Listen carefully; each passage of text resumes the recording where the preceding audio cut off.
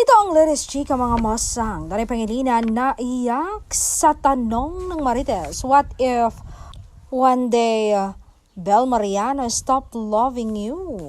Ito nga ang sinabi ng aktor na luluha pa talaga. Dagdag pa ng aktor, yes, natatakot ako. I'm scared that one day I'll just wake up and feel nothing for me anymore. That the love she once had will slowly fade without warning. But pinapatunayan naman ni Belle sa akin na hindi.